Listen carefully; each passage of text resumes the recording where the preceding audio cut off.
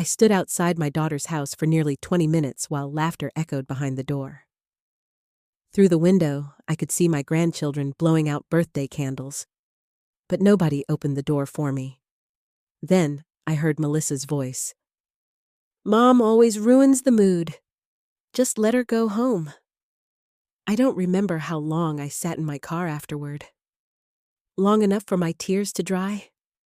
Long enough to stop feeling surprised. On the way home, I stopped at a gas station and bought my usual lottery ticket with the same family numbers I'd played for 20 years. That was the night everything changed. If this story touches your heart, don't forget to like and subscribe. And please tell me in the comments, have you ever felt invisible to the people you loved the most? Also let me know where you're watching from and what time it is there. I truly read every comment. People think loneliness arrives all at once. It doesn't. It comes quietly. A missed phone call here, an unanswered text there, a birthday forgotten, a holiday invitation that somehow never reaches you. Over time, the silence grows so large that you start speaking softer, moving, smaller, existing less. That was my life after Thomas died. My husband had been gone for 6 years, but some mornings I still woke up reaching across the bed for him. Even after all that time, half the mattress remained untouched, as if my body still believed he might come home from work any minute, carrying one of those terrible gas station coffees he loved. Thomas used to fill every room with warmth. He had this deep laugh that made people feel safe. When he died from a heart attack at 68, the center of our family disappeared with him. And once he was gone, I slowly disappeared too. I lived alone in a small brick house in Dayton, Ohio. It wasn't fancy, but Thomas and I had spent 35 years paying it off. Every flower in the yard had been planted by him. Every scratch on the kitchen table carried a memory of our children growing up. Jason carving his initials under the table at age 10. Melissa crying over her first heartbreak while eating ice cream straight from the carton. Ethan running through the house with muddy shoes while I yelled after him. Back then, I thought love like ours would last forever. I was wrong. Most mornings, I woke up before sunrise out of habit. I made coffee for one, toast for one, silence for one. Sometimes I turned the television on just to hear another human voice in the house. I hated how pathetic that sounded. Jason, my oldest son, lived only 30 minutes away, but weeks could pass without hearing from him. He was a successful real estate agent now, always busy, always chasing another deal. When he did call, it usually sounded something like this. "Hey Mom, quick favor. Never. How are you? Never do you need anything? Always a favor. Could I babysit? Could I lend money? Could I sign something?" The last time he visited my house before all of this happened was 8 months earlier. And even then, he spent most of the afternoon talking on his phone while I cooked him dinner. Melissa was worse in a different way. My daughter cared deeply about appearances, social media, country club dinners, expensive handbags she couldn't afford but bought anyway. To her friends, she acted like the perfect daughter. Online, she posted photos saying things like, "Family is everything." But in real life, I often felt like an embarrassment she tolerated out of obligation. Every conversation with Melissa somehow ended with me apologizing for existing. "Mom, you're too sensitive. Mom, don't make things dramatic. Mom, why do you always sound sad?" I wanted to ask her when exactly I was supposed to sound happy. Ethan, my youngest, broke my heart the most. Because Ethan had once been the sweetest. After Thomas died, Ethan spiraled. Failed business ideas, gambling problems, credit card debt. He bounced from apartment to apartment, always promising he was about to turn things around. I believed him every time. A mother's heart can be painfully foolish. Over the years, I emptied savings accounts helping him survive. Thomas's old tools disappeared one by one because Ethan kept borrowing things he never returned. I even sold my jewelry once to help him avoid eviction. He cried when I handed him the money. "I swear I'll pay you back, Mom. That was 3 years ago. I never saw a dollar. Still. Every Christmas, I wrapped gifts for all of them. Every birthday, I mailed cards with handwritten notes.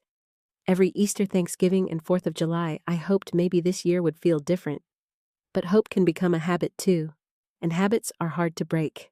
That night, after Melissa shut me out of the birthday party, I came home exhausted in a way sleep couldn't fix. I placed the untouched gift bag on the kitchen counter and stared at it for a long time. Inside was a hand-knitted blue sweater for my grandson. I had spent 3 weeks making it. 3 weeks. I slowly sat down at the kitchen table and looked around the empty house. The clock ticked loudly. The refrigerator hummed. Outside, wind brushed against the windows. That was all. I suddenly remembered something Thomas once told me years ago after Jason forgot my birthday. "One day they'll realize your worth, Nora," he had said quietly while washing dishes beside me. I laughed bitterly back then. Now the memory nearly broke me.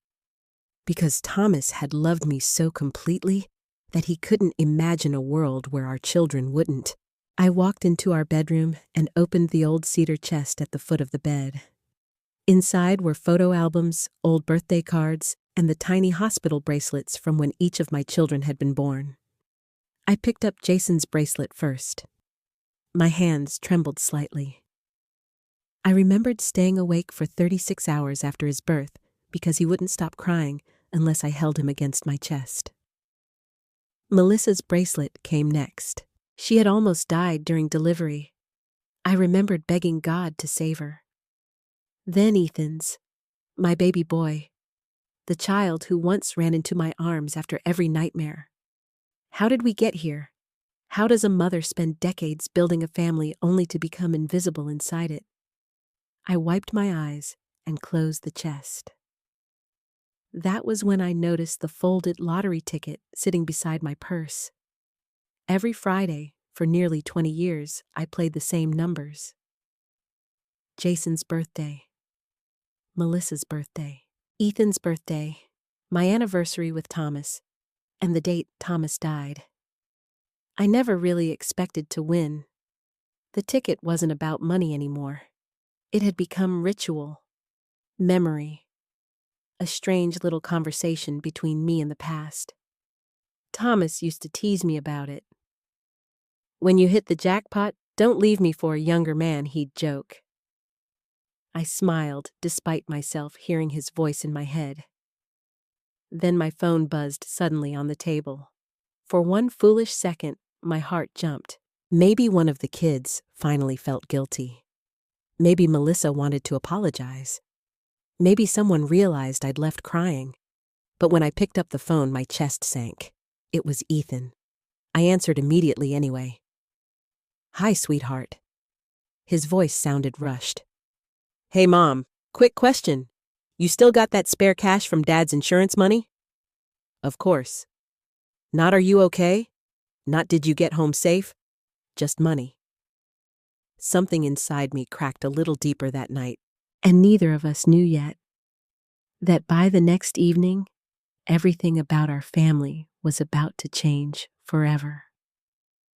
The next morning, I woke up with swollen eyes and an ache in my chest that felt heavier than usual.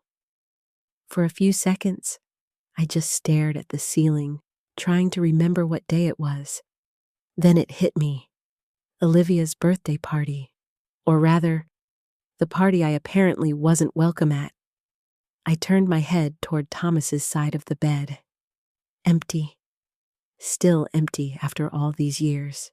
"I'm trying," I whispered softly into the silence. "I really am." The hardest part about being unwanted by strangers is the pain. The hardest part about being unwanted by your own children is the shame. Because after a while, you stop asking what's wrong with them. You start asking what's wrong with you. I forced myself out of bed and walked into the kitchen. The blue sweater I'd knitted for my grandson still sat inside the gift bag on the counter untouched. I reached inside and ran my fingers over the soft yarn. I remembered staying up late for nearly 3 weeks making it. My hands cramped constantly these days because of arthritis, but I kept going because Olivia had once casually mentioned blue as his favorite color. Funny, the things mothers remember. Funny, the things children forget. I made coffee and sat at the kitchen table staring out the window while snow drifted slowly across the yard. My phone remained silent. No apology from Melissa. No message from Jason. Nothing from Ethan. Not even a picture of the birthday cake. By noon, the silence felt unbearable. I finally picked up my phone and called Melissa myself. It rang 4 times before she answered. "Hey, Mom." Her voice sounded distracted, like I was interrupting something important. I swallowed hard. "Hi, sweetheart. I just wanted to make sure everyone got home safely last night." A pause. "Yeah, everybody's fine." Another pause. I waited for her to say more. She didn't. Finally, I spoke again. "I was a little confused yesterday. I didn't know the party location had changed." Melissa sighed immediately. That sigh. I hated that sigh. The one that made me feel like a burden before she even spoke. "Mom, we talked about this." "No, honey, we didn't. We moved it because the kids wanted more space." "Oh." Another silence. Then she said the words that stayed with me for weeks afterward. "You just make things emotionally heavy sometimes." I felt my stomach tighten. "I didn't mean to ruin anything." "I know you didn't mean to," she replied quickly. "But every event becomes stressful.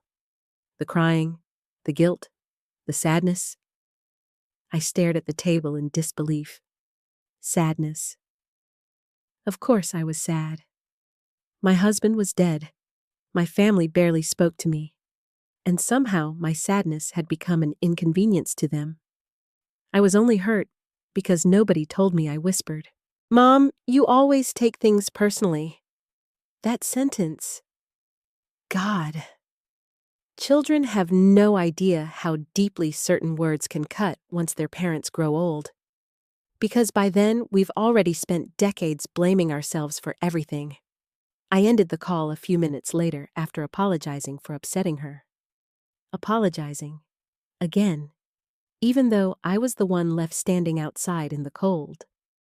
Afterward, I sat alone for nearly an hour replaying the conversation in my head. Then my phone buzzed again. Jason. For one hopeful second, I thought maybe Melissa had spoken to him. Maybe he was calling because he felt bad. I answered immediately. "Hi, Jason. Hey, Mom. Quick thing." Of course. Always quick things. Never love, never concern. Just transactions. "What is it?" "You still got Dad's old toolbox?" I blinked. "The red one." "Yeah, need it for a property renovation." I closed my eyes slowly. That toolbox had belonged to Thomas for over 30 years. After he died, I kept it exactly where he left it in the garage. Sometimes I opened it just to smell the faint scent of sawdust and engine oil that still lingered inside. "Mom, I still have it." "Great. I'll swing by sometime this week." Not, "Can I come see you?" Not, "How are you doing?" Just the toolbox. Something inside me hardened slightly that afternoon. Not anger exactly, just exhaustion. Emotional exhaustion so deep it felt physical. I spent the rest of the day cleaning the house, even though nobody was coming over. Old habits die slowly too, especially for women raised in my generation. We were taught that love looked like sacrifice. Dinner hot on the table, laundry folded neatly, needs ignored quietly. I used to think if I loved hard enough, eventually love would return to me. Instead, people simply got used to taking. That evening, I drove to the grocery store because the house felt too quiet to stay inside another minute. The cashier, a young woman named Brianna, smiled warmly when she saw me. "Hey, Miss Nora." That tiny kindness almost made me cry. Imagine that, being so starved for affection that basic politeness feels overwhelming. I bought soup bread tea bags, and then paused beside the lottery machine.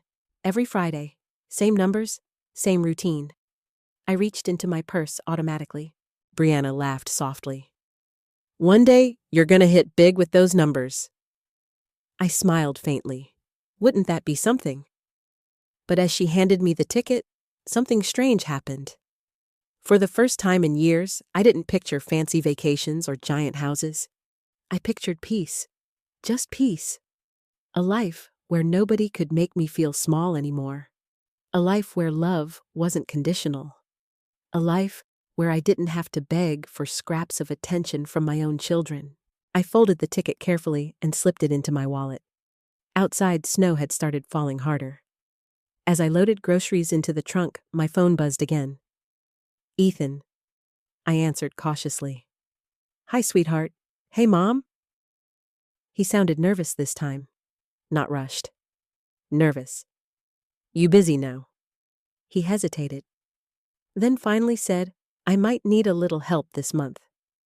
"Of course." I leaned against the cold car door and closed my eyes. How much? A couple thousand, maybe. I almost laughed. Not because it was funny, because I suddenly realized none of my children called me unless they wanted something. Not one. Not a single one. And the realization hit harder, because I knew if Thomas were alive, this would destroy him. "Mom," I opened my eyes slowly. Snowflakes melted against my coat. "I can't help this time, Ethan." Silence. Then immediate irritation entered his voice. "Seriously, I'm sorry. You know I'm trying to get back on my feet." I stared out across the dark parking lot. "How long do I have to keep saving everyone else before somebody asks if I'm okay?" The line went quiet. For a moment, I thought maybe he understood. Maybe he finally heard me. But then he muttered, "I gotta go." And he hung up. Just like that. No goodbye. No I love you. Nothing. I sat in my car afterward with tears sliding silently down my face. Not dramatic tears. Not loud sobbing. Just the kind of tears that come when your heart is too tired to break loudly anymore. Back at home, I placed the groceries away and looked once more at the lottery ticket sitting on the counter beside my keys. I had no idea that within 24 hours, those little printed numbers were about to expose every ugly truth hidden inside my family. The next evening started like every other Friday of my life. Quiet, lonely, predictable. I heated a bowl of canned tomato soup, sliced half a loaf of bread, and ate dinner alone at the kitchen table, while the local news played softly in the background. Snow still covered most of the yard outside, turning the neighborhood silent and pale beneath the streetlights. After dinner, I washed my bowl immediately out of habit. Thomas used to tease me about that too. "You wash dishes like the FBI's coming to inspect the kitchen," he'd laugh. The memory made me smile for half a second before the loneliness settled back in. I dried my hands slowly and glanced toward the counter where the lottery ticket still rested beside my purse. Friday night drawing. Same as always. Usually I barely paid attention anymore. Most weeks I checked the numbers casually before throwing the ticket away. But that night felt strange from the moment I picked it up. Maybe because of everything that had happened with the kids. Maybe because I felt emotionally drained. Or maybe because life changes quietly before it changes all at once. I sat down in Thomas's old recliner with the ticket in my hand as the lottery numbers flashed across the television screen. The announcer smiled brightly. "Tonight's jackpot has reached an estimated $328 million. I almost laughed at the number. 328 million. It didn't even sound real. The first number appeared. My fingers tightened slightly around the ticket. That was Jason's birthday. The second number appeared. Melissa's birthday. I sat up straighter. The third number rolled across the screen. Ethan's birthday. My heart skipped once. No, impossible. The fourth number appeared. My wedding anniversary with Thomas. Suddenly the room felt too warm. I stared at the television without blinking. The announcer kept smiling. The fifth number came next. The date Thomas died. My mouth went dry instantly. I looked down at the ticket again, then back at the screen, then down again. My breathing turned shallow. No, I whispered. The final Powerball number began spinning slowly across the television. I could hear my own heartbeat now, loud, violent, almost painful. The number stopped. My age when I first met Thomas. The ticket slipped from my fingers. For a moment, I honestly thought I might faint. I grabbed the arm of the recliner to steady myself while the television continued talking cheerfully about winners and payout options and financial advisors. But I couldn't hear any of it anymore, because every number matched. Every single one. I picked up the ticket again with trembling hands. Maybe I'd read it wrong. Maybe my eyes were failing. I checked once, twice, 3 times. Still matched. My chest tightened so suddenly I had to stand up and pace the room. Oh my God, that was all I could say. Over and over. Oh my God. I had spent 20 years playing those family dates without ever believing they'd matter. And now somehow, impossibly, those same memories had just made me one of the richest women in Ohio.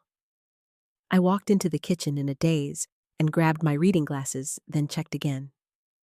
Still matched. I turned the television volume louder. The numbers repeated at the bottom of the screen. Powerball 6. Exactly the same. Tears suddenly filled my eyes. Not happy tears at first, just shock. Pure shock.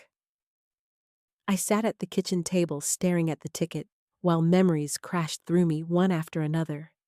Jason blowing out birthday candles at age 14 while Thomas filmed with an old camcorder. Melissa dancing barefoot in the backyard during summer thunderstorms. Ethan asleep on Thomas's chest after nightmares. My wedding day, Thomas's funeral, my whole life existed inside those numbers. And now somehow, those memories had become fortune.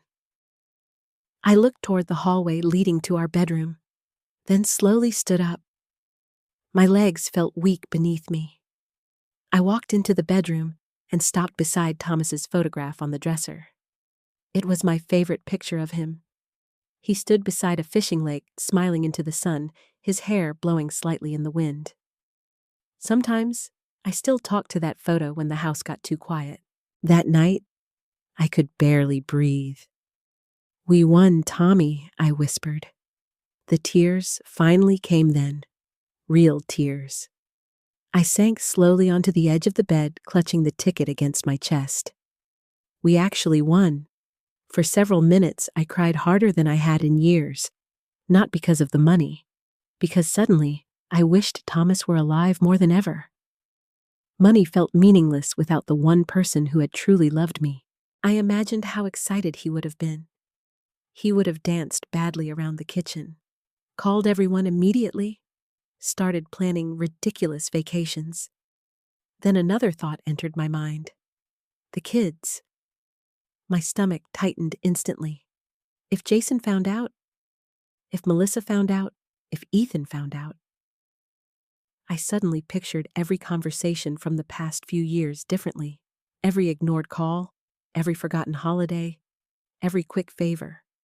Something cold settled inside my chest. Not anger. Clarity. For the first time in years, I stopped seeing my children as the little people I once protected. I saw them as adults. Adults who had choices. Adults who had repeatedly chosen not to love me well. The realization hurt worse than anything. My phone buzzed suddenly on the nightstand, making me jump. Jason. I stared at his name on the screen. The timing felt eerie, almost like life was testing me already. After several seconds, I answered carefully. Hello, hey Mom. His voice sounded casual. Did you ever find Dad's toolbox? I closed my eyes slowly. Not, how are you? Not, what are you doing? Not, I love you. Just the toolbox. Again. It's still in the garage, I said quietly. Good. I'll probably stop by tomorrow. Tomorrow. My grip tightened on the phone. Tomorrow I would already be worth hundreds of millions of dollars.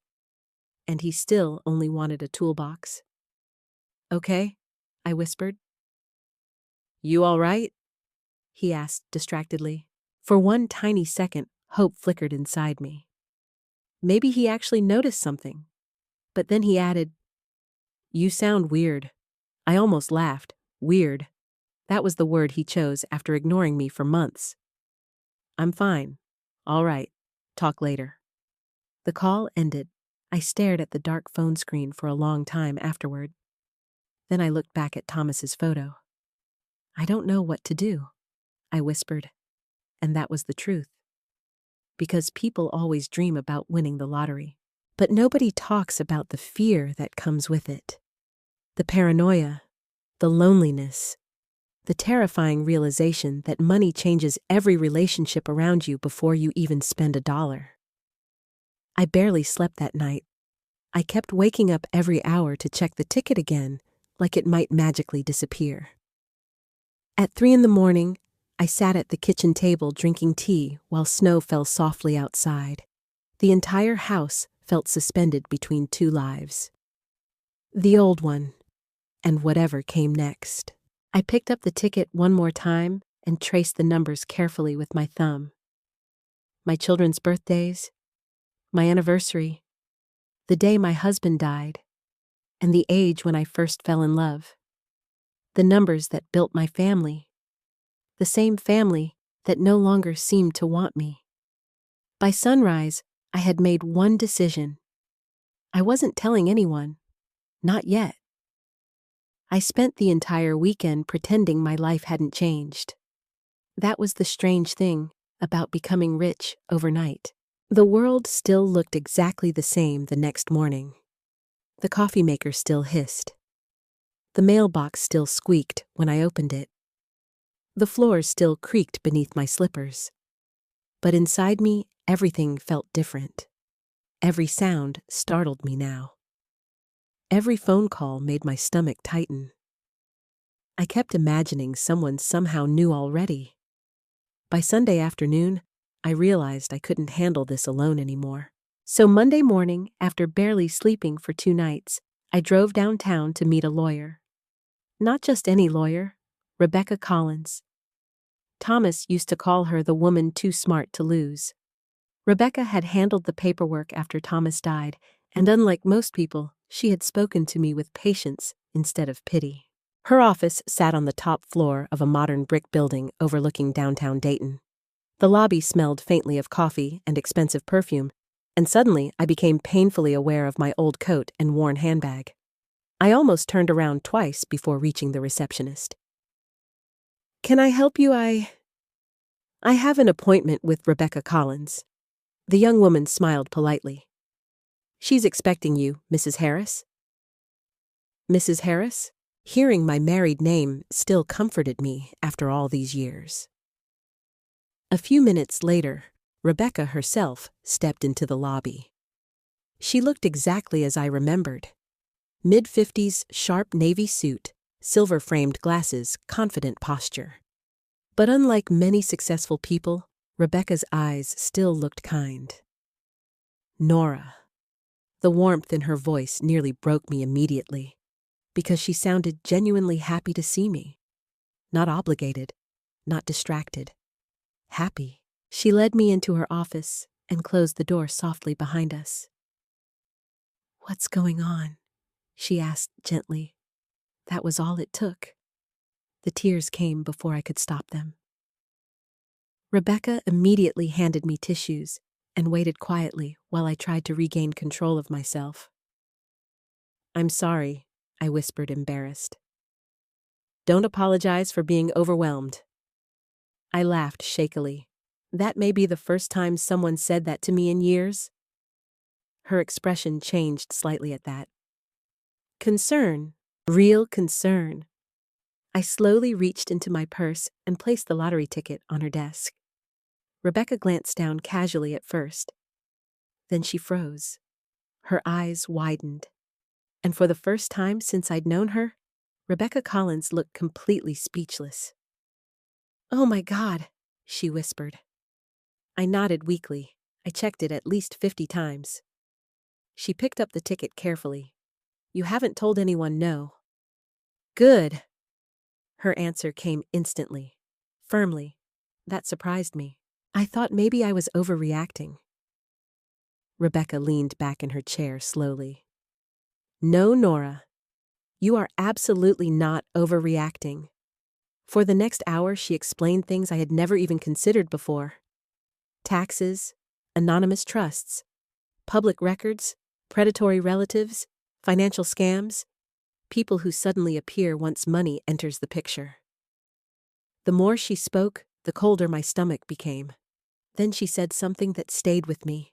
"Money doesn't change people," Rebecca said quietly. "It reveals them." I looked down at my hands. Deep down, I already knew she was right, because my children had already revealed themselves long before the lottery. The money would only remove their disguises.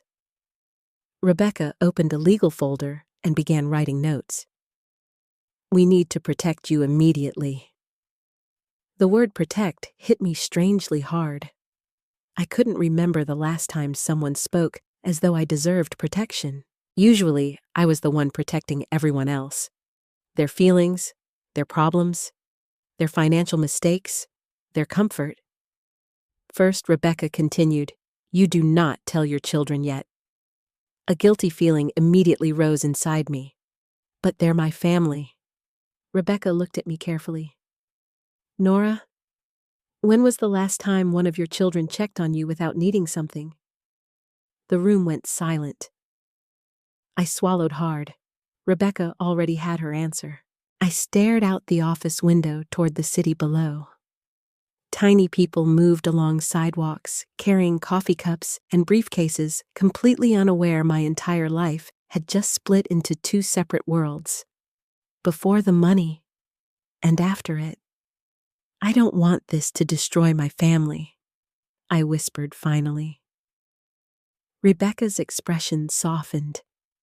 Then she asked the question I had been avoiding asking myself. What family that one hurt? Because part of me already feared the answer. Rebecca spent the next several hours helping me establish a temporary trust structure to protect the winnings before claiming the jackpot publicly. Most of the legal language confused me, but one thing became very clear. I needed boundaries. Real boundaries. For the first time in my life. By late afternoon, Rebecca closed the final folder and looked directly at me. "I want you to promise me something. What, do not make emotional decisions because of guilt." I almost laughed bitterly. Guilt had practically raised my children. "I'm serious," she said softly. "Women like you spend decades believing love means sacrifice. That mindset becomes dangerous when large amounts of money are involved." I looked down again. She wasn't wrong. Every time Jason struggled, I helped. Every time Melissa criticized me, I apologized. Every time Ethan failed, I rescued him. Not because they earned it, because I was terrified that saying no would make them love me less. And maybe they had known that all along. Rebecca interrupted my thoughts gently. "Nora, do you know what I see most often in inheritance battles?" I shook my head. Children who believe their parents owe them everything simply for existing. Something inside my chest tightened painfully, because that sounded familiar. Too familiar. When our meeting finally ended, Rebecca walked me to the elevator personally. Before the doors closed, she touched my arm gently. You deserve peace too, Nora. Peace. Not guilt, not obligation, not exhaustion. Peace. I drove home in silence afterward, replaying those words over and over in my head. By the time I pulled into my driveway, snow had started falling again. The house looked small beneath the gray winter sky. But for the first time in years, I didn't see it as sad. I saw it as mine. Mine and Thomas's. The place we built together. The place where I had loved people harder than I loved myself. Inside, I hung up my coat slowly and glanced at the framed family photos lining the hallway wall. Jason at his college graduation. Melissa on her wedding day. Ethan holding a baseball trophy at 12 years old. I stopped at the last picture. Thomas standing beside me during our 35th anniversary party. His arm wrapped around my shoulders. His smile warm and proud. Suddenly, I heard his voice in my head so clearly it almost startled me. Take care of yourself this time, Nora. I closed my eyes. Then my phone buzzed. Melissa! My heart tightened automatically. I answered carefully. Hi, sweetheart. Her voice sounded unusually cheerful. Hey, Mom. Just checking in. Checking in. The words felt foreign coming from her. I leaned slowly against the kitchen counter. That's nice of you. Well, we've all been worried about you after the birthday misunderstanding. Misunderstanding. Interesting choice of word. Not cruelty, not exclusion. Just misunderstanding. We should all do dinner this week, she continued brightly. Family time. I closed my eyes slowly. 2 days earlier, I had stood outside her house unwanted. Now suddenly, she wanted family time. Something had already started shifting. Maybe rumors were spreading faster than I realized, or maybe guilt had finally appeared. But deep down, I didn't believe it was guilt, and for the very first time in my life, I decided not to ignore that feeling. By Wednesday morning, the entire town seemed to know somebody in Ohio had won the jackpot. And somehow, little pieces of information were already beginning to leak. That terrified me. I was standing in my kitchen making coffee when my phone rang for the third time before 9 o'clock. Jason. Again. I stared at his name on the screen with growing unease. For months, I could barely get a return phone call from him. Now suddenly, he couldn't stop checking in. I answered carefully. Good morning. Hey, Mom. His voice sounded unusually cheerful. Too cheerful. You busy today? I poured coffee slowly into my mug. Not really. Thought maybe I'd stop by. There it was again. That sudden interest. I leaned against the counter quietly. What for? A tiny pause. Well, just to see you. The lie was so obvious it almost embarrassed both of us. Jason hated small talk. Always had. Even as a child, he only approached people when he wanted something. I've got errands today, I replied gently. Another pause. Then, oh, okay? I waited. Sure enough, the real reason finally appeared. You heard about that lottery winner? There it was. My stomach tightened immediately. A little. Crazy, right? Somebody from around Dayton supposedly bought the ticket. I stirred cream into my coffee carefully, trying to keep my voice steady. That's what the news says.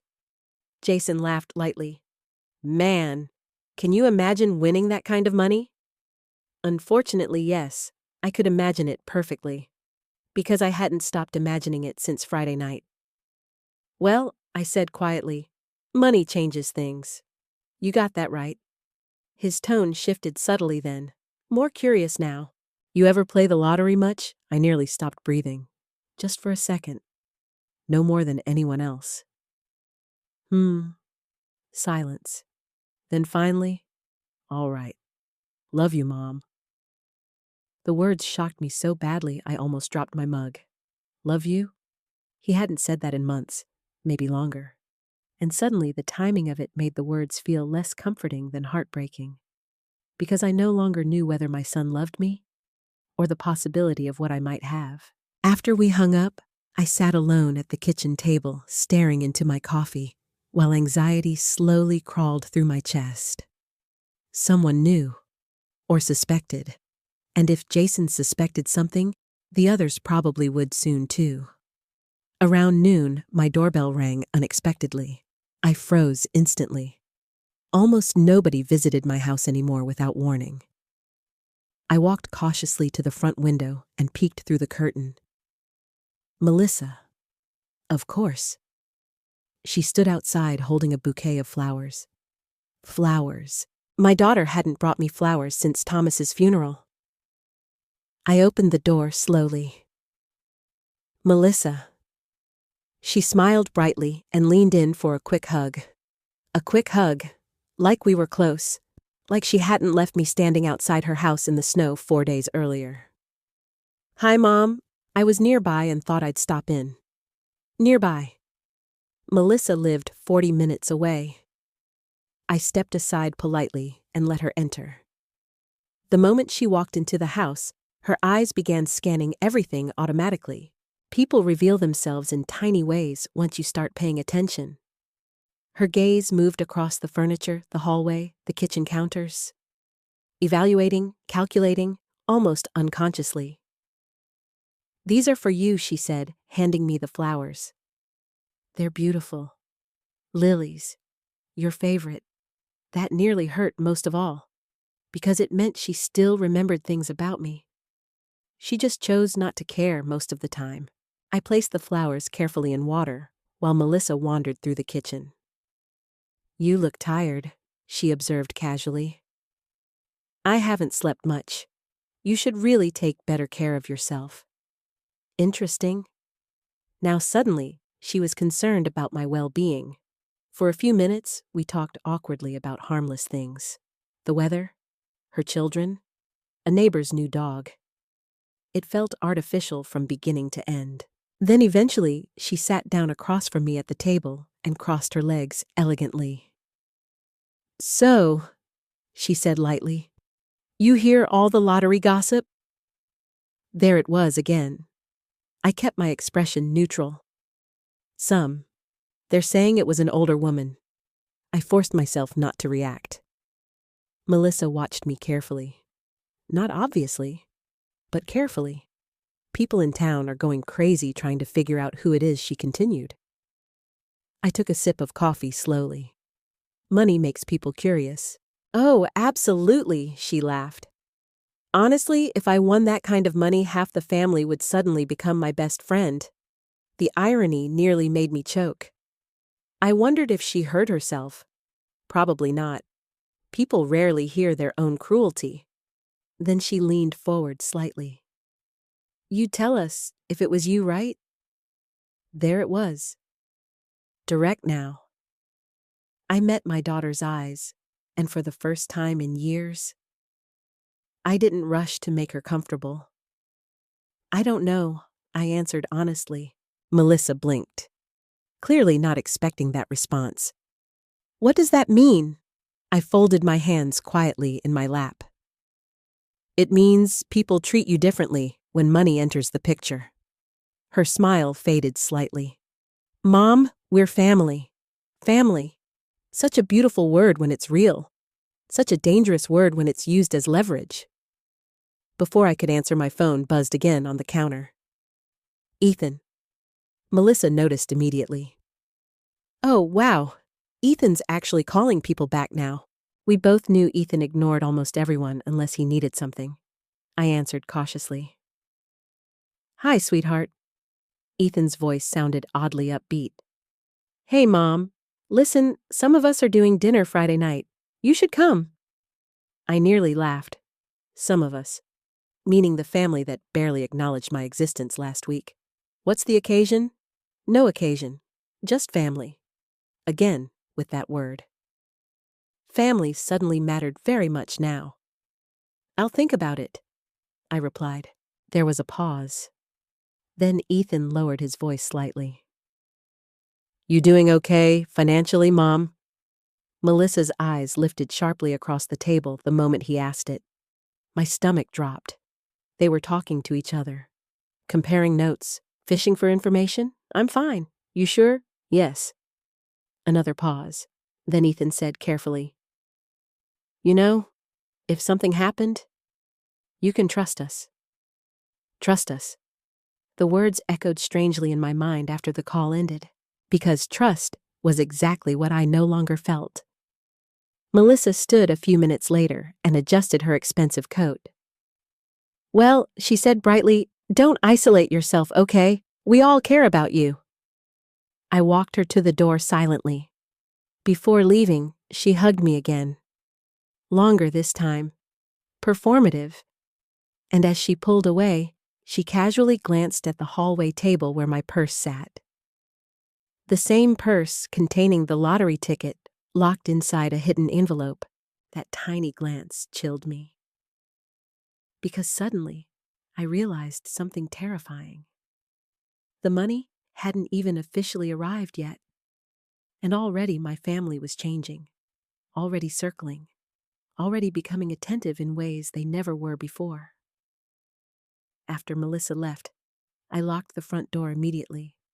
Then I walked to the hallway mirror and stared at myself for a long moment. Same gray hair, same tired eyes, same old sweater. Nothing about me had changed physically. Yet suddenly, everyone was beginning to look at me differently.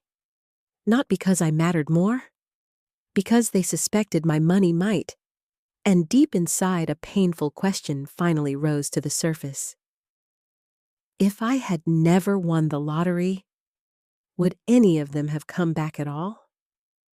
Friday night arrived with more anxiety than I cared to admit. All day long, I kept asking myself the same question. Should I even go? Every instinct told me something felt wrong. Not dangerous exactly, just false.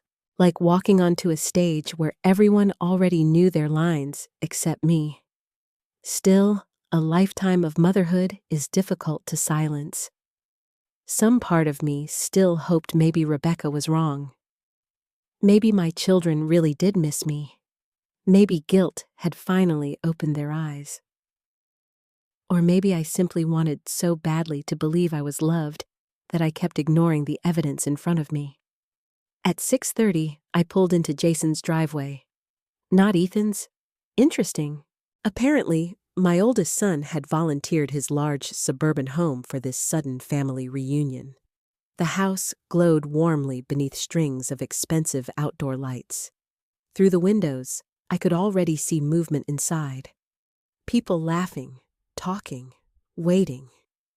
And somehow the sight made my stomach tighten instead of comfort me. I sat in the car for nearly a minute before finally stepping out. The cold air hit my face sharply. For one strange second, I remembered standing outside Melissa's party just a week earlier. Unwanted, forgotten. Now suddenly, everyone wanted me present. Funny how quickly circumstances change. Before I even reached the porch, the front door swung open. Mom Melissa hurried outside, smiling brightly. Too brightly. She wrapped her arms around me before I could react. You made it. Like I was the guest of honor now, not the inconvenience. Behind her, Jason appeared, holding the door open. Hey, Mom. Even Ethan stood in the hallway, smiling awkwardly. All three of my children together. I honestly couldn't remember the last time that happened without a funeral or financial emergency. Inside the house smelled like garlic bread roast chicken and expensive candles. Music played softly somewhere in the background, while my grandchildren ran through the living room laughing. The entire scene looked warm, normal, loving. But underneath it, something felt rehearsed. Jason took my coat immediately. Melissa guided me toward the dining room. Ethan pulled out my chair at the table. I nearly laughed from shock, because these tiny gestures of care should not have felt extraordinary. Yet somehow they did. Dinner started pleasantly enough. Too pleasantly. Everyone suddenly wanted my attention. Jason kept refilling my wine glass. Melissa complimented my hair twice. Ethan asked questions about my health. My health. The same son who once ignored my calls for 3 straight weeks. I answered politely while silently observing everything. Rebecca had been right. Once you stop desperately chasing affection, people become much easier to read. Jason dominated most of the conversation, bragging about a luxury property deal he was trying to close. "Big commission if it works out," he said casually. Then he glanced at me. "You know, investing in real estate is still one of the smartest ways to protect wealth." There it was, subtle, but intentional. I cut a small piece of chicken carefully. I wouldn't know much about that. Jason smiled. "Well, if you ever needed advice?" "Of course." Melissa jumped in immediately. "Honestly, Mom should enjoy life more first. She spent too many years alone in that little house." Little house. The same house that raised all 3 of them. I kept my expression calm. "I like my house." "Well, sure," Melissa replied quickly, "but imagine how much easier life could be somewhere nicer." Jason nodded immediately. Less maintenance, too. Ethan leaned forward. "And safer." Interesting. All of them pushing the same direction. Away from my home? Away from independence? Toward dependence. Toward them. I suddenly lost my appetite. Across the table, my granddaughter Grace quietly watched everyone with an expression I couldn't quite read. Unlike the others, she hadn't spent the evening forcing conversations with me. She simply sat nearby, calm and observant. Grace had always been different. Gentler. Less performative. At 22, she was studying nursing while working part-time at a rehabilitation center. Life hadn't been easy for her either. Melissa constantly criticized her for choosing a low-paying career. But Grace never seemed ashamed of being kind. That mattered to me more than money ever could. As dinner continued, the conversation slowly became less subtle. Melissa sipped her wine and sighed dramatically. "Everything is just so expensive lately." Jason laughed knowingly. "You're telling me. Property taxes alone are insane." Ethan shook his head. "At least you 2 aren't drowning in debt." Silence followed that sentence. Deliberate silence. The kind meant to invite questions. I didn't ask any. Finally, Ethan continued anyway. "Business has been rough." Of course it had. It was always rough. "I'm trying to stay afloat, but honestly..." He rubbed his forehead tiredly. "Some days I don't know how much longer I can keep things together." Melissa immediately touched his arm, sympathetically. Jason sighed heavily. The entire performance unfolded so smoothly, it almost impressed me. Then Jason turned toward me again. "Family's supposed to help each other though, right?" There it was, not even hidden now. I set down my fork carefully. "Yes," I answered slowly. "Family should help each other." Something in my tone made Jason glance at me more carefully. For the first time that night, the table grew slightly uncomfortable. Good. Maybe they deserved discomfort. After dinner, the grandchildren disappeared upstairs while Melissa and Ethan cleared plates dramatically fast, insisting I relax. Another unfamiliar experience. Nobody had told me to relax in years. Jason invited me into the living room afterward while Ethan opened another bottle of wine. And then the real conversation finally began. Jason sat across from me in one of the leather armchairs. "You know, Mom, we've all been worried about you lately." I almost smiled. Worried. Such an interesting word suddenly appearing after months of neglect. "I'm all right. You don't have to do everything alone." Melissa sat beside me on the couch. "We're family," she repeated softly. Again, that word. Family. like a password they suddenly remembered after smelling money in the air. Ethan leaned against the fireplace. If something happened to you financially or medically, you should have support systems in place. Support systems. Jason nodded quickly. Exactly. Especially at your age. At your age. There it was. The shift. I wasn't mom anymore. I was an aging woman with potential money, a responsibility, an asset, something to manage. Something inside me went cold then. Not angry, just awake. Truly awake for the first time in years. Because suddenly, I could see the entire situation clearly. The flowers, the hugs, the dinner, the concern. None of it had appeared when I cried outside Melissa's house. None of it appeared when I sat alone during holidays. None of it appeared when grief nearly swallowed me after Thomas died. No, it appeared only after rumors of money started spreading. Grace quietly entered the room, then carrying coffee mugs on a tray. Unlike everyone else, she handed mine to me gently and asked, "You okay, Grandma?" Just that. No hidden agenda, no performance, just concern. Real concern. And somehow that simple question nearly made me cry harder than winning the lottery itself.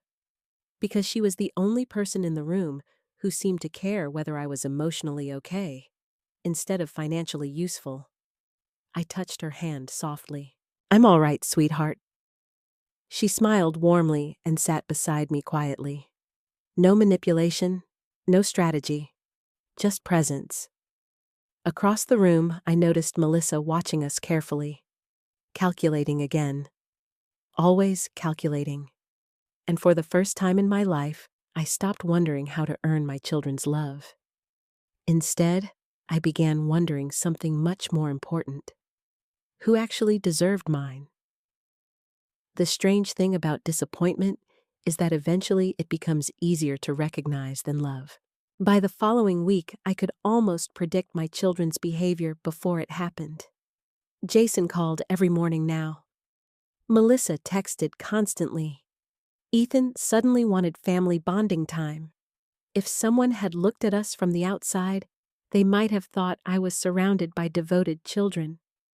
But I had lived long enough to understand something painful. Attention is not always love. Sometimes attention is hunger. And I was beginning to feel hunted. Monday afternoon, Jason showed up unexpectedly carrying groceries. Groceries? My son had never voluntarily brought me groceries before, not once. "Thought I'd help out," he said casually as he carried bags into the kitchen. I watched him quietly. "Thank you." Inside the bags were expensive things I never bought for myself. Fresh salmon, imported coffee, fancy fruit. It felt less like kindness and more like investment. Jason moved around the kitchen like a man trying to prove something. "You really should let me update this place for you," he said while opening cabinets. "These counters are ancient." I smiled faintly. "So am I." He laughed politely, but his eyes kept wandering around the house. Measuring, evaluating. Again that calculating look. I suddenly realized my children had started seeing everything differently now. Not as memories, as assets. "This house alone has probably doubled in value," Jason commented. There it was. Not "this home means so much." Not "Dad loved this place." Just value, price, profit. I folded a dish towel carefully in my hands. "Your father built those kitchen shelves himself." Jason barely glanced at them. "Yeah, but buyers care more about modern finishes now." Buyers. He spoke about my home like it was already halfway sold. That chilled me more than I wanted to admit. A few minutes later, his phone rang. He stepped into the hallway to answer it, but his voice carried farther than he realized. "Look, I'm telling you, if this works out, none of us will have to worry anymore." A pause, then, "No, she hasn't admitted anything yet." My stomach dropped instantly. He was talking about me. I stood frozen beside the kitchen sink, listening carefully. Another pause. Then Jason lowered his voice slightly. But come on, Melissa. Nobody suddenly gets secretive unless something happened. Melissa. So they really were discussing me together now. Tracking me. Analyzing me. Like detectives chasing money instead of children loving their mother. Something inside me cracked quietly. Not loudly this time. Not painfully. Just permanently. Jason returned to the kitchen a moment later, smiling casually again. Sorry. Work stuff. I nodded softly. Of course. Work. Everything was always work when honesty became inconvenient. After he left the house, felt heavier somehow. I sat alone at the kitchen table staring at the untouched groceries for nearly an hour before my phone buzzed again. This time, it was Grace. "Hey, Grandma," she said softly after I answered. Immediately my chest relaxed slightly. Grace never sounded rushed around me. "How are you, sweetheart?" "Tired," she laughed quietly. "Clinical rotations are brutal." I smiled. "You'll make a wonderful nurse." "I hope so." Then her voice softened further. "How are you doing?" There it was again, that question nobody else asked sincerely. Not, "What's happening financially?" Not, "Are you hiding something?" Just, "How are you?" And somehow that simple kindness nearly undid me. "I'm all right. You don't sound all right." I stared down at my hands quietly. Most people stop seeing older women after a certain age. But Grace saw everything. "I'm just tired lately." "You want to grab coffee tomorrow? Coffee? Not money, not favors. Just time together." Tears suddenly filled my eyes without warning. I'd love that. The next afternoon, we met at a small cafe near her nursing school. Grace arrived wearing scrubs beneath a winter coat, her dark curls pulled into a messy bun. She looked exhausted, but she still smiled warmly when she saw me. Real warmth. Not performance, not strategy. Real. We sat beside the window drinking coffee while snow drifted softly outside. For a while, we talked about ordinary things. Her classes, patients she'd met, my garden plans for spring. And for the first time in weeks, I felt normal. Not analyzed, not pursued, just human. Eventually, Grace stirred cream into her coffee and looked at me carefully. "Can I ask you something?" "Of course." She hesitated. "Why is everybody suddenly acting weird?" I almost laughed. Even she noticed it. "What do you mean, my mom? Uncle Jason? Uncle Ethan?" She frowned slightly. "They're all suddenly obsessed with checking on you." I looked down at my cup. Grace lowered her voice. "It doesn't feel genuine." There it was. The truth, simple and honest. I met her eyes slowly. "You're very observant." She sighed. "I grew up in this family too." That sentence carried more sadness than someone her age should have had. For a moment, neither of us spoke. Then Grace said quietly, "You know you don't owe anybody everything just because they're family, right?" The words hit me hard, because I had spent my entire life believing the opposite. "You sound like Rebecca," I murmured. Grace blinked. "Who's Rebecca?" I almost smiled at my mistake. Nobody important. But suddenly, I realized something. The wisest people around me weren't the loudest. Not Jason with his expensive suits. Not Melissa with her perfect image. Not Ethan with endless excuses. No, the wisest person in my family might actually be the youngest adult sitting across from me drinking coffee from a paper cup. Grace leaned forward slightly. "Grandma, have they been pressuring you about something?" I hesitated. For one dangerous second, I almost told her everything. The lottery, the fear, the suspicion growing inside me. But Rebecca's warning echoed loudly in my mind. Do not tell anyone yet." So instead, I reached across the table and squeezed Grace's hand gently. "I'm just learning some people only notice your value when they think you have something to offer." Grace's face softened instantly. "That says more about them than you." God, that girl. Nobody in my family had defended my worth like that in years. After coffee, Grace insisted on walking me to my car despite the cold. Before leaving, she hugged me tightly.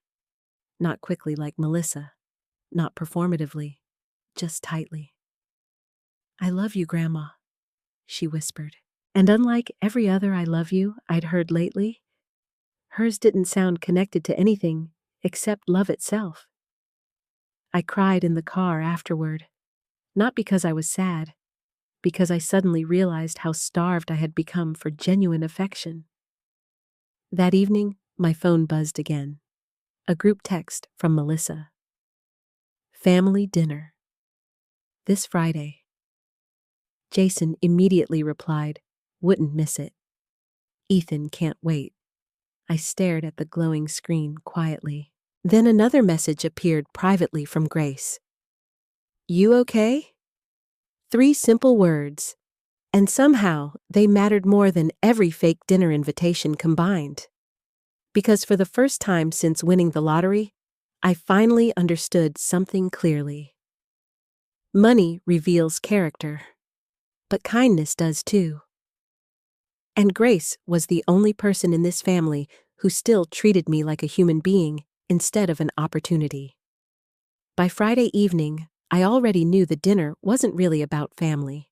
It was about information, control, money.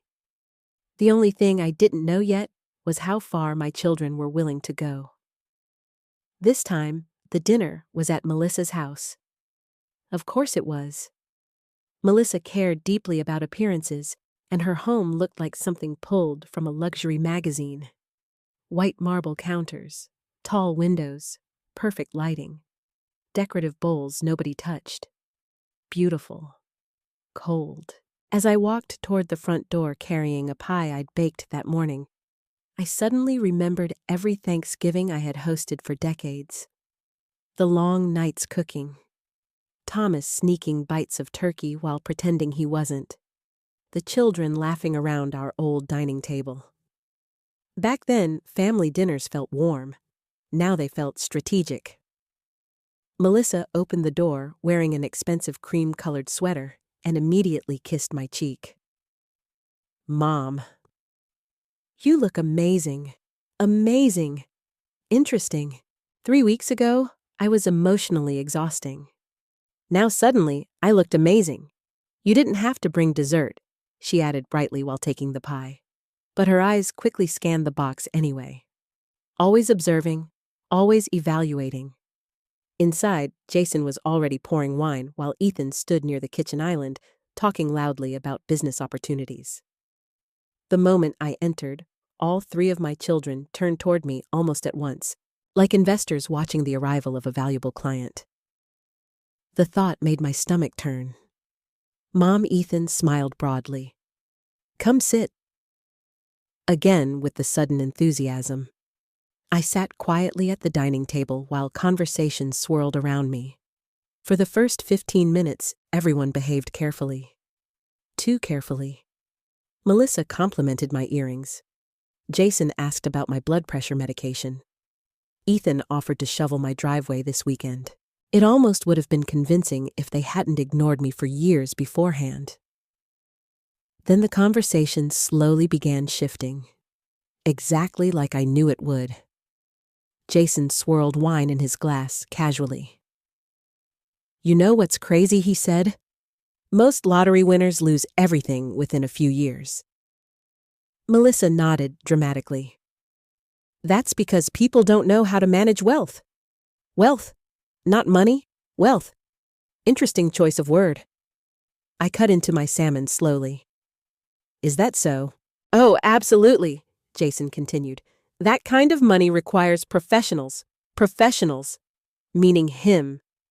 Even if he hadn't said it directly yet. Ethan leaned back in his chair and sighed heavily. I can't even imagine what I'd do with that kind of cash. Melissa laughed. You'd probably lose it in 6 months. Ethan rolled his eyes. At least I admit I need help sometimes. The room quieted slightly after that. I noticed Jason glance between them carefully. Something unspoken existed beneath the surface tonight. Something tense. Then Melissa looked directly at me. What would you do if you won? There it was. Finally. Direct. 3 faces watched me carefully across the table. I folded my napkin calmly. I honestly don't know. Jason smiled lightly. Well, first thing would be protecting it. Ethan nodded quickly, especially from people trying to take advantage. The irony nearly made me choke on my wine. I stared at my children silently for several seconds. Did they hear themselves? Did they realize how transparent they sounded? Or had greed already convinced them they were justified? Melissa leaned forward. You know, older people are especially vulnerable financially. Older people. Not mom, not you. Older people. As though I'd become some fragile category instead of their mother. I'm still capable of thinking, I replied softly.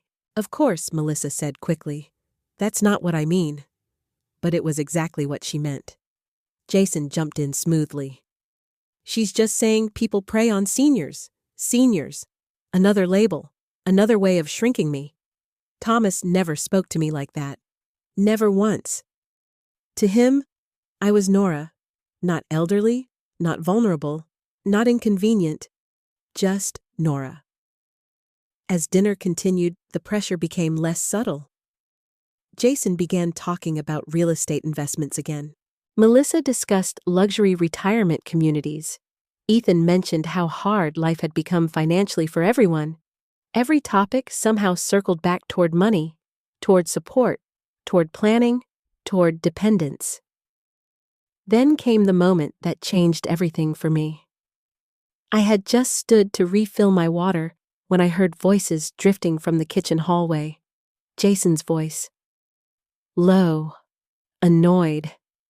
I'm telling you, if she won, we need to handle this carefully. I froze instantly. Melissa answered quietly. Well, somebody has to manage it. She's too emotional. Too emotional. My chest tightened painfully. Then Ethan spoke. She's also old Jason. No offense, but she's not equipped for hundreds of millions. Hundreds of millions. There it was. No more pretending. They believed it now. Or at least strongly suspected. I stood completely still behind the hallway wall, while my children discussed me like I wasn't a person anymore. Like I was a financial problem to solve. Jason sighed heavily. If this is real, we can't let her make stupid decisions. Stupid decisions.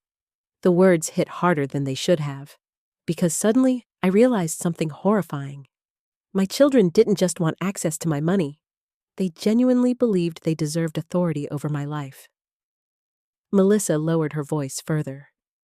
She'd probably donate half of it or give it away to random people. Random people. Not them. Never them, because in their minds, the money already belonged partially to them. I gripped the water glass so tightly my fingers hurt. Ethan laughed bitterly. Honestly, she probably still feels guilty enough to help all of us. Silence followed. Then Jason quietly said, She always does. Something inside me shattered permanently then. Because he was right.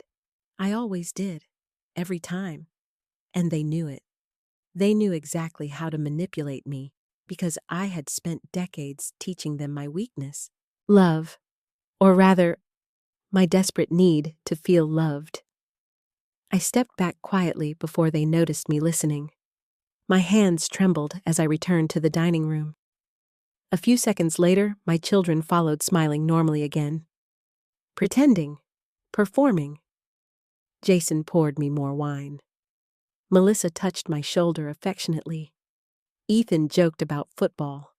And suddenly, The entire room felt unbearable. Not because they hated me.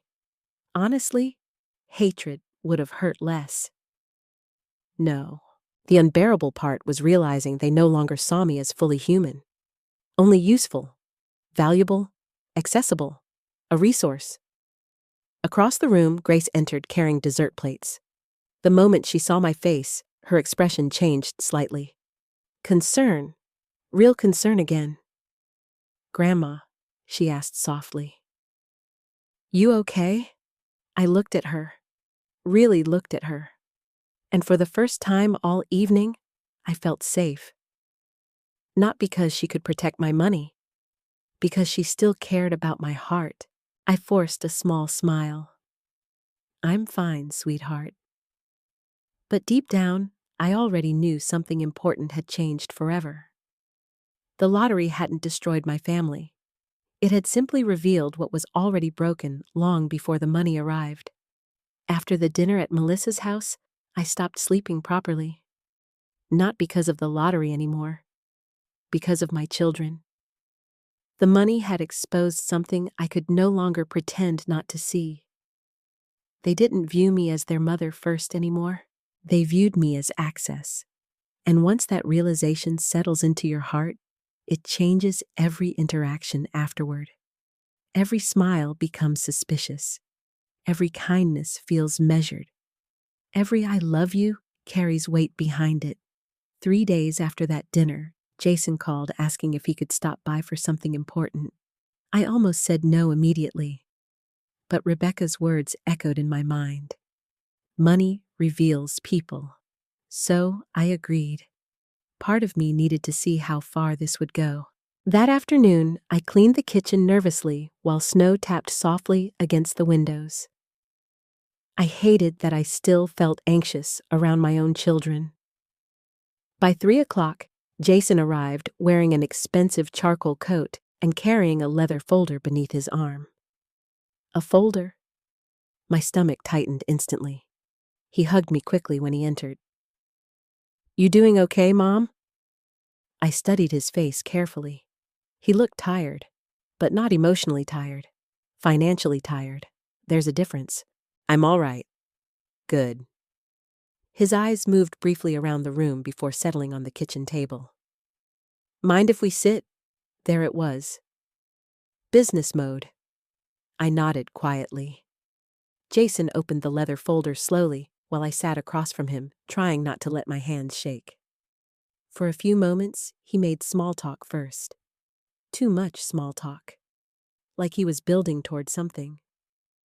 Finally, he leaned back in his chair and sighed. "Mom, I've been thinking a lot lately about your future." "My future? Interesting. Not my happiness. Not my loneliness. My future." I appreciate that I replied carefully. "You've spent too many years handling everything alone." There was truth in that statement, which almost made the manipulation more painful. Jason slid a few papers across the table toward me. "I talked to someone I know in estate planning." Estate planning. My pulse quickened immediately. "These are just precautionary documents," he continued smoothly. "In case anything ever happens." I looked down. Power of attorney. Financial authorization forms. Medical authority documents. My chest turned cold. Jason kept talking casually, but suddenly his voice sounded far away. "This would just make things easier if you ever got sick or overwhelmed." Overwhelmed. The word landed heavily. Because according to my children, I was always too emotional, too fragile, too old, too overwhelmed. I stared at the papers silently, then finally looked up. "You want control over my finances?" Jason blinked quickly. "No, Mom, that's not what this is." But it was exactly what it was. "I'm only trying to protect you. Protect me." Again, that word.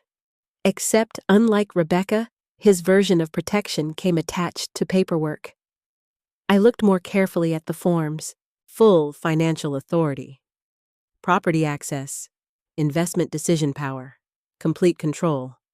My son wanted legal access to every aspect of my life. You think I can't manage myself anymore? I asked softly. Jason rubbed his forehead immediately. Mom, why do you always make things emotional? There it was. That phrase again. As if emotions themselves were flaws. As if motherhood hadn't required emotional sacrifice every single day for decades. I'm asking a simple question. No, you're twisting this. I almost laughed. Twisting. Interesting choice of word from a man sliding legal control documents across his mother's kitchen table. Jason leaned forward. You're 67 years old, living alone, and honestly, people worry about you. People. Not I worry. People worry. Always vague when accountability becomes uncomfortable. Before I could answer, my phone buzzed on the counter. Melissa. Jason noticed immediately. Speakerphone her. That startled me. What, she's worried too? Worried? Of course. I answered cautiously. Hi, sweetheart. Melissa's voice sounded unusually sweet. Hey, Mom, Jason there. Yes. Good. Did he show you the paperwork? Paperwork? Not concern. Not support. Paperwork? I suddenly realized this had been planned together. Every bit of it. I saw it. A pause. Then Melissa softened her voice further, like she was speaking to a child. Mom, nobody's trying to take anything from you. The fact that she immediately said that told me everything. Because honest people don't rush to defend accusations nobody made aloud yet. We just think you need support. Jason nodded beside me dramatically while she spoke. My stomach turned. This wasn't concern anymore. This was coordinated pressure. Then Melissa added quietly, You know how easy it is for older women to get manipulated financially. Older women? Again, not me. A category? A stereotype. Something weak. I suddenly thought about all the years I sacrificed for these children. Working double shifts at the library after Thomas lost his job temporarily. Skipping meals sometimes so the kids could eat better. Selling jewelry to cover Ethan's debts. Helping Jason with his first house down payment. Paying for Melissa's wedding flowers when she exceeded her budget. And now, somehow, I was the irresponsible one. I looked at Jason carefully. When your father died, who handled all the insurance paperwork you did? Who paid the mortgage for 35 years, you and Dad? Who managed every family emergency when all of you needed help? Jason's jaw tightened slightly. You did. I nodded once. So explain to me why everyone suddenly believes I'm incapable now. Silence. Heavy silence. Then Melissa finally said quietly through the phone, Because things are different now. There it was. Not subtle anymore. Things are different now, meaning money changes everything. My chest hurt suddenly. Not from anger, from heartbreak. Because my daughter had accidentally spoken the truth out loud. Jason sighed heavily beside me. Mom, nobody's attacking you. But they were. Not physically, emotionally, psychologically, quietly trying to convince me I was weak enough to surrender control. The worst part, a younger version of me might have done it, because guilt controlled me for most of my life. But something inside me had finally begun changing. Maybe grief hardens you eventually. Maybe betrayal wakes you up. Or maybe I was simply too exhausted to keep pretending anymore. I slowly pushed the paperwork back across the table. I'm not signing anything. Jason's expression shifted immediately, only slightly, but enough. There it was. Disappointment? Real disappointment. Not concern for me. Disappointment for himself. Melissa spoke quickly through the phone. Mom, don't be stubborn. Stubborn. Funny how boundaries suddenly become stubbornness when people can't benefit from your weakness anymore. I said no. Jason leaned back in his chair heavily. You're making this harder than it needs to be. Harder for who? That was the question neither of them answered. The room fell silent again. Then something unexpected happened. My front door opened suddenly. Grace stepped inside, carrying a small paper bag.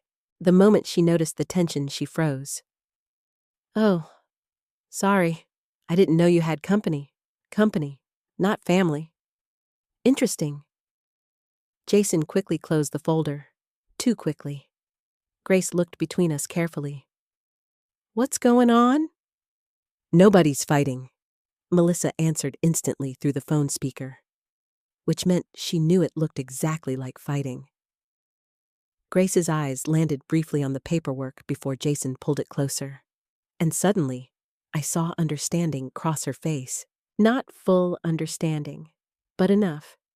Enough to recognize discomfort, enough to recognize pressure. She walked quietly over to me and handed me the paper bag. "I brought soup from that cafe you like." Soup. That was all. No agenda, no paperwork, no manipulation. Just soup. And somehow that nearly broke my heart completely. Because the purest love in my family continued coming from the person who wanted absolutely nothing from me. The morning I disappeared, nobody knew where I'd gone. And for the first time in decades, that felt wonderful. I left before sunrise on a Tuesday with a small suitcase, my purse, and the lottery ticket locked safely inside Rebecca's secure file downtown. No goodbye notes, no explanations, no answering phone calls. Just silence. I drove north for nearly 3 hours until Dayton disappeared behind me completely. Snow covered the highways in pale gray streaks, while old country music played softly through the speakers. I hadn't taken a trip alone in years. Thomas used to handle all the driving during vacations. He loved road trips, tiny diners, bad coffee, cheap motels with broken ice machines. As the miles passed beneath me, I realized something painful. I had spent so much of my life taking care of other people that I no longer knew what freedom felt like. By noon, I reached a quiet lakeside town in Michigan, where Rebecca had arranged a temporary stay under another name. Nothing luxurious, just peaceful. The hotel overlooked a frozen lake, surrounded by pine trees dusted with snow. The lobby smelled like cedar wood and coffee, and soft piano music drifted through hidden speakers overhead. The woman at the front desk smiled kindly. "Welcome, Mrs. Nelson." Mrs. Nelson. The fake name almost made me laugh. Nobody here knew I was a lottery winner. Nobody here knew I was somebody's mother. Nobody here expected anything from me. And somehow that felt more comforting than sad. My room overlooked the water. I stood beside the window for a long time after unpacking, watching snow drift slowly across the frozen lake. Stillness. Real stillness. Not loneliness. There's a difference. Loneliness hurts. Stillness heals. My phone buzzed constantly the entire first afternoon. Jason called 6 times. Melissa texted repeatedly. Ethan left 2 voicemails. I ignored all of them. At first, guilt crawled through my chest automatically. Mothers are trained to feel guilty for everything. But then I remembered sitting outside Melissa's birthday party in the freezing cold. I remembered Jason sliding legal control papers across my kitchen table. I remembered Ethan talking about my money like it already belonged to him. And slowly, the guilt faded. That evening, Rebecca called instead. "How are you feeling?" she asked gently. I sat curled beneath a blanket near the hotel window. "Quiet. That's not a bad thing." "No," I admitted softly. "It's not." Rebecca updated me on everything happening back home. Apparently, my children were panicking. Jason had contacted neighbors asking if anyone had seen me. Melissa called hospitals. Ethan drove past my house twice. Not because they missed me, because they lost access to me.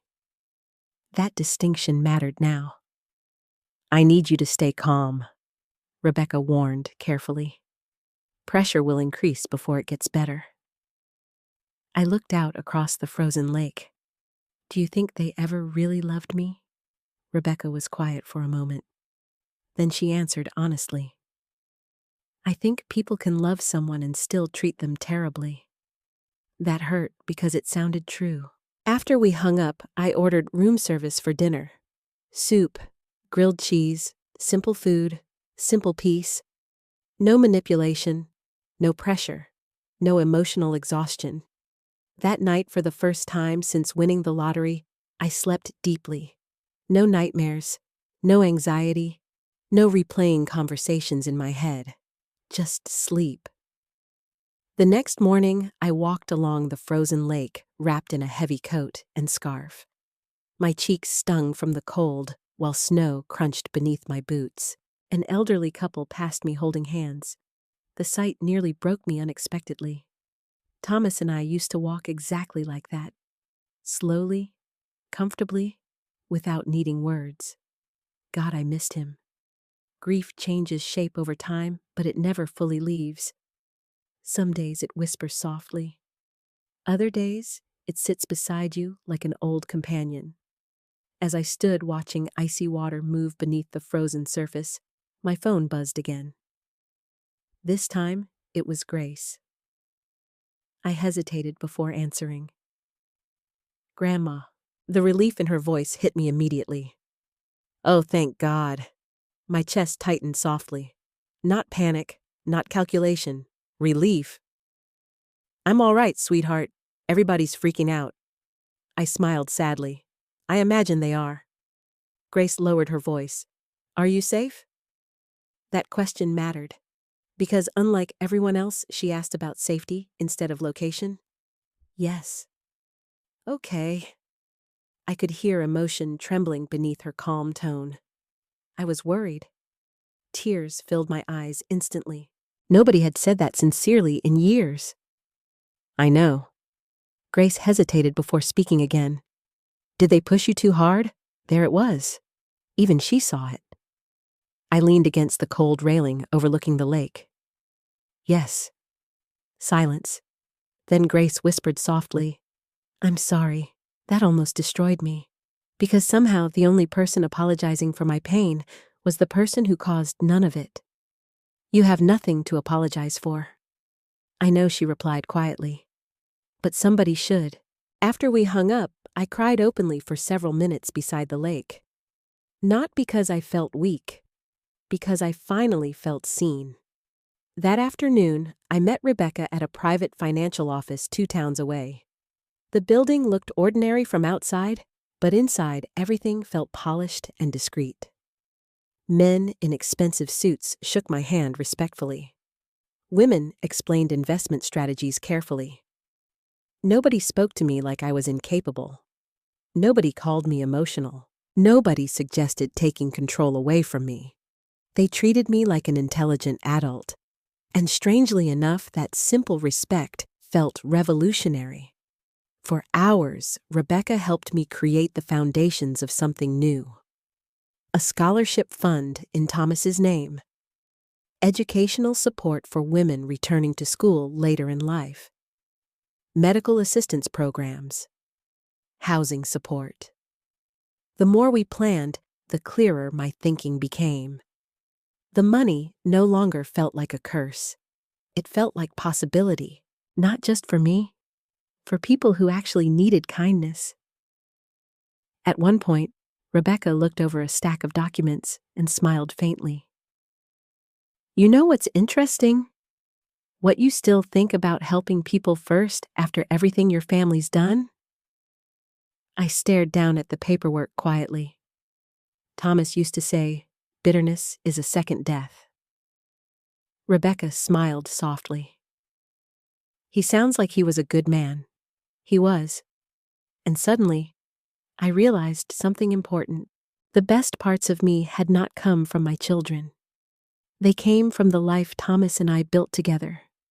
Love, generosity, patience, kindness. Those things still belong to me, no matter how my children behaved. That evening, I returned to the hotel emotionally exhausted, but strangely lighter. As I entered the lobby, the front desk clerk smiled warmly. "Good evening, Mrs. Nelson. No demands, no manipulation, just kindness." Back in my room, I finally listened to Ethan's voicemail. "Mom, call me back, okay? This isn't funny anymore." Funny. Interesting word choice. The second voicemail sounded angrier. "You can't just disappear like this. Can't. Not, please come home. Not, we miss you. Just you can't." I stared at the phone silently, and for the first time in my life, I realized something powerful. I actually could. I came home 4 days later. Not because my children pressured me, because I was ready. Ready to stop apologizing for protecting myself. Ready to stop confusing guilt with love. Ready to finally tell the truth out loud. The moment I pulled into my driveway, I noticed Jason's SUV parked across the street. Of course, someone had clearly been checking my house regularly. The second I stepped out of the car, Jason opened his door and hurried toward me. "Mom." His voice sounded angry before relieved. Interesting combination. "You've been gone for days." I calmly removed my gloves. "Yes." Jason stopped in front of me, breathing hard from the cold. "Do you have any idea how worried everyone's been?" Worried. That word again. I looked directly at him. "No, but I know how controlled everyone's been feeling." His expression hardened immediately. What's that supposed to mean? I walked past him toward the front door. It means people panic when they lose access to something they think belongs to them. Jason followed me inside instantly. That's not fair. I slowly placed my purse on the hallway table. Isn't it before he could answer, another car pulled into the driveway. "Melissa." 30 seconds later, Ethan arrived too. Like vultures spotting movement. The three of them entered my house within minutes, bringing cold air and tension with them. Melissa rushed toward me dramatically. "Oh my God, Mom!" She hugged me tightly, but I no longer melted beneath those performances. I stood still. We almost filed a missing person report. Ethan shut the door harder than necessary. "You can't just disappear like that. Again, can't. Not please don't scare us. Not we love you. Just you can't." I moved slowly into the living room while all three followed me. Nobody sat down immediately. The room felt charged. Jason crossed his arms first. "Where were you?" "Taking time for myself." Melissa frowned. Without telling anyone, I looked at her calmly. Interesting. Nobody informed me when I was excluded from family events either. Silence. Sharp silence. Melissa immediately sighed dramatically. "Mom, are we really still doing this? As though my pain was some exhausting hobby. Something inside me finally snapped then. Not loudly, not emotionally, just clearly. "I stood outside your house in the freezing cold while my family ignored me," I said quietly. "And somehow, I became the problem because I felt hurt." Melissa looked away instantly. Jason rubbed his forehead. Ethan muttered, "Here we go." There it was, the dismissal, the minimizing. The exact behavior that had kept me emotionally trapped for years. But this time I didn't shrink. "I'm not done talking." The room went still. Even I surprised myself, because my voice sounded calm, steady, not apologetic. Jason slowly sat down. "Mom, no, you listen." My hands trembled slightly, but I kept going. "For years, all of you treated me like an obligation instead of a mother." Melissa opened her mouth immediately. "That's not true." "It is true." I looked directly at her. "When was the last time you invited me somewhere because you genuinely wanted me there?" Silence. I turned toward Jason. "When was the last time you called without needing something?" He looked down. Then Ethan. "When was the last time you asked how I was doing before asking for money?" Nobody answered. Because they couldn't. The truth sat too heavily in the room now. Melissa finally spoke softly. We've all been busy. Busy! The favorite excuse of people who make time for everything except love. I know busy, I replied. I worked 2 jobs while raising 3 children. I still found time to care. Jason exhaled sharply. So what is this really about? I stared at him in disbelief. He still didn't understand. Or maybe he refused to. This is about the fact that none of you noticed I was lonely until you thought I had money. There. Finally said aloud. The room froze instantly. Melissa's eyes widened first, then Ethan's. Jason went completely still. Nobody spoke for several seconds. Then Jason laughed nervously. Wait. Seriously? I held his gaze. You tell me. Melissa stepped forward quickly. Mom, are you saying you actually won the lottery? Interesting. Not Mom. That's not why we came back. Not, you're misunderstanding us. Straight to the money. Straight to confirmation. My heart broke completely in that moment. Not because of greed. Because of how immediate it was. How instinctive. Like she couldn't even stop herself. I looked at her quietly. You know what hurts most? Melissa swallowed hard. It's not the money conversations. Tears finally burned behind my eyes. It's realizing none of you even tried pretending you cared before rumors started. Ethan suddenly exploded. That's not fair. I turned toward him. No. His face reddened instantly. You think we're all monsters now because we got concerned? That word again. I walked slowly toward him. You called me asking for money the night after I cried outside your sister's house. Ethan opened his mouth, then closed it again. I continued quietly. Jason brought legal paperwork trying to gain financial control over me. Jason stood abruptly. That was for protection. Melissa jumped in immediately. We were trying to help. I stared at them both. No, I whispered. You were trying to manage me. Silence crashed through the room again. Then Ethan suddenly looked away and muttered, You don't understand how bad things are right now. There it was. The crack. The first real truth. I softened slightly. What do you mean? Ethan rubbed both hands over his face tiredly. My debts are worse than I told you.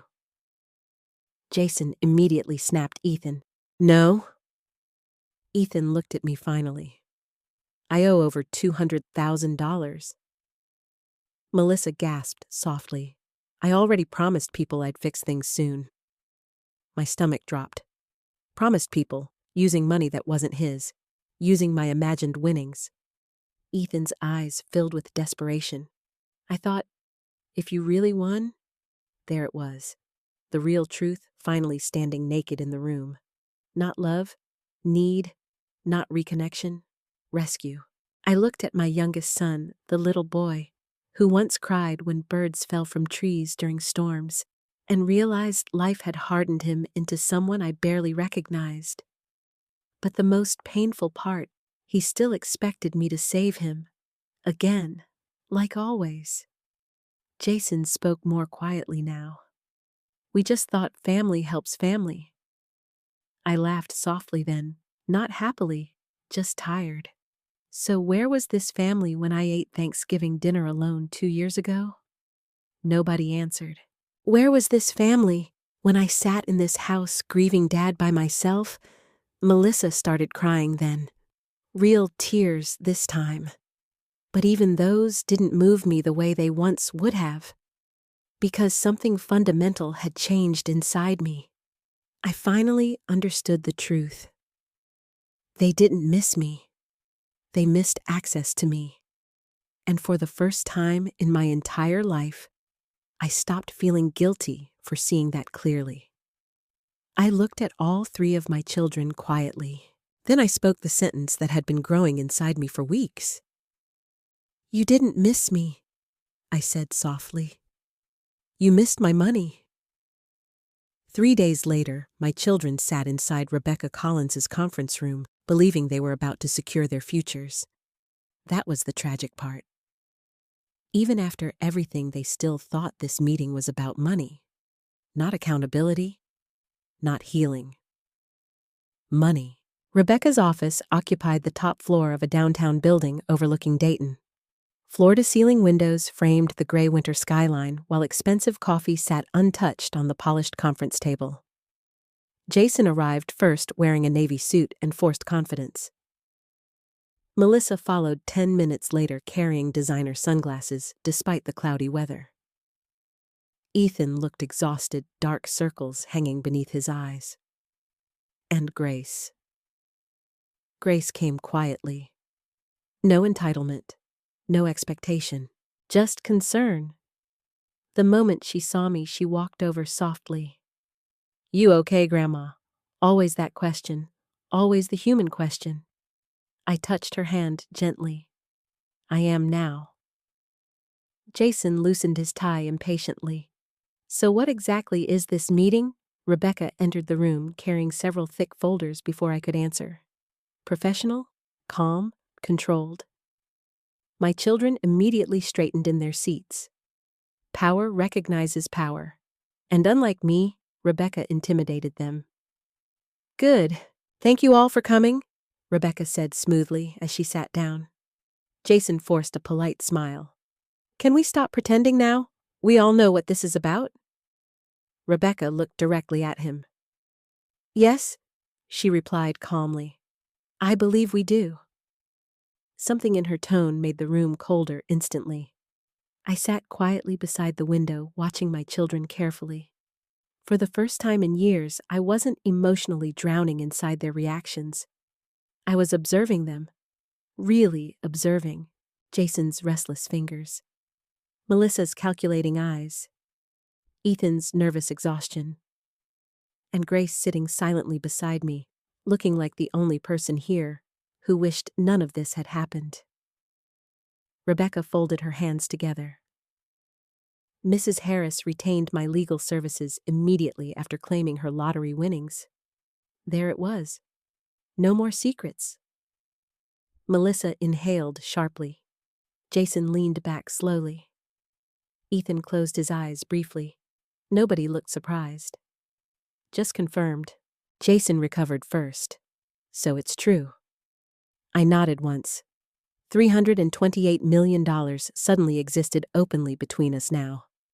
But strangely, saying it aloud no longer felt exciting, only clarifying. Rebecca continued smoothly. Before claiming the winnings, Nora established several legal protections regarding her finances, properties, charitable intentions, and future medical autonomy. Jason frowned slightly. "What does that mean exactly?" "It means," Rebecca replied calmly, "that no individual family member has direct control over any portion of the assets." Melissa crossed her arms immediately. "We weren't trying to control her." Rebecca opened one folder quietly. "Would you like me to review the power of attorney documents Jason presented to your mother?" Jason's face tightened instantly. Melissa went silent. Ethan looked down. Rebecca slid copies of the documents onto the table one by one. Full financial authority, property transfer access, medical decision-making rights. She looked directly at Jason. "These are unusually aggressive controls for someone supposedly just helping." Jason straightened defensively. "I was trying to protect her." Rebecca didn't blink. From what silence? Heavy silence. Jason opened his mouth. Closed it again. Because there was no good answer. Rebecca turned another page. Nora also documented several conversations involving emotional pressure regarding her finances. Melissa's eyes widened. "You recorded us?" I answered quietly. "No." Rebecca advised me to start documenting interactions after I became uncomfortable. The truth was even simpler than that. I had begun writing things down because for the first time in my life, I needed proof that I wasn't imagining the manipulation. Rebecca continued calmly. Multiple witnesses can verify changes in behavior immediately following public rumors surrounding the lottery winnings. Jason scoffed softly. So what? We checked on our mother more. No, Rebecca replied sharply. You attempted to position yourselves around her financially? The room froze again. Then Ethan finally exploded. Okay, fine. He slammed a hand against the table. Yes, I needed help. His voice cracked loudly. I'm drowning. Melissa flinched. Jason rubbed his forehead. Ethan looked at me with desperate eyes. I thought maybe this could fix things. There it was again. Not fix our relationship. Fix his life. My money had become emergency oxygen to all of them. Rebecca waited quietly before speaking again. Nora has chosen to structure her assets very specifically. Jason immediately looked up. What does that mean? It means no direct cash distributions will be made to family members. Melissa's face lost color instantly. What? Rebecca opened another document calmly. Certain educational, medical, and housing support provisions exist under strict oversight. However, discretionary spending, debt repayment, business investments, and unrestricted transfers are excluded. Ethan stared at her blankly. You mean she won't help us? The words hit me hard. Not she won't love us.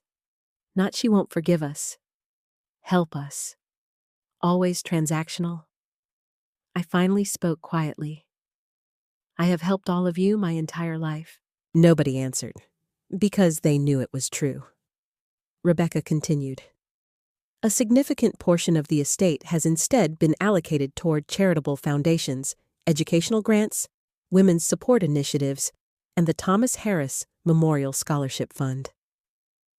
Jason stared at me in disbelief. You're giving strangers our money. Our money. There it was. The entitlement finally fully exposed. Something cold passed through me. Not anger anymore. Just clarity.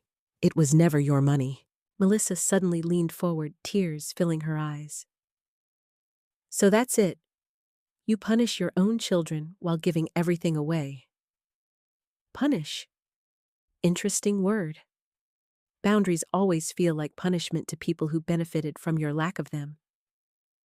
I'm not punishing you, I answered softly. I'm protecting myself. Jason laughed bitterly. From your own family, I met his eyes directly. Yes. Silence swallowed the room whole. Then Rebecca spoke again. There is one additional matter. Everyone looked toward her. She opened the final folder. Nora has appointed a future co-manager for portions of the charitable trust. Melissa straightened instantly. Jason leaned forward. Even Ethan looked hopeful. And suddenly, I saw it clearly. They still thought this meeting was about winning, about securing position. Rebecca turned calmly toward Grace. Grace Carter. The room stopped breathing. Grace herself looked horrified. What? Melissa stood abruptly. You've got to be kidding me. Jason stared at me like I'd betrayed him personally. You chose her. Grace shook her head immediately. Grandma, I never asked for. I know. I interrupted gently. That was exactly why. Tears filled Grace's eyes instantly. I don't want anyone fighting because of me. Melissa laughed sharply. Oh, please, this is unbelievable. Rebecca's voice cut through the room coldly. The decision is final. Jason looked furious now. So the only person getting rewarded is the one playing innocent. Grace flinched visibly. That did it for me. I stood slowly from my chair. Enough. My voice came out stronger than I expected. all eyes turned toward me. I looked at my children carefully, really looked at them, and for the first time in years, I felt no fear, only sadness. You want to know why I chose Grace? Nobody spoke, because she was the only person who cared whether I was okay before knowing I had money. Silence. Painful silence. I looked at Melissa. She brought me soup. At Jason. She asked how I was feeling. At Ethan. She worried about my safety when I disappeared. My throat tightened. The rest of you worried about access. Nobody denied it, because nobody could. Tears slid down Melissa's face now. But even then, I no longer knew whether she cried from guilt or disappointment. Maybe both. I picked up my coat slowly. Then I spoke one final truth into the silence. I spent my whole life trying to earn love by giving people everything I had. I looked toward Grace, but real love never asked me to buy it.